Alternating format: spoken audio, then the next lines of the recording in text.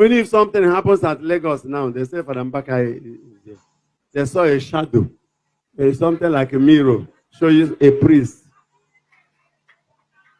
You know, man, other complete. Only that the Lord has told me for now. Because they are goofing. Many of them are goofing. Their attitudes are becoming intolerable in the name of Christianity and evangelism. Because if you're not careful, Psalm 11:3 says, foundation once destroyed, what shall the just man do?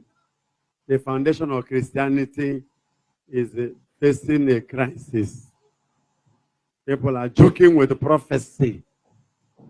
Doing Bet Niger with a prophecy, a whole prophecy.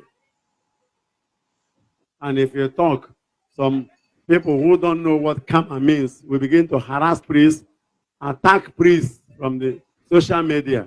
When the hammer of karma will come, you may not even know. Stop insulting priests publicly. If you say you are holy, go there and be holy.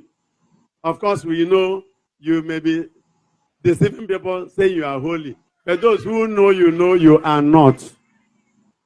People should be careful because karma must hammer.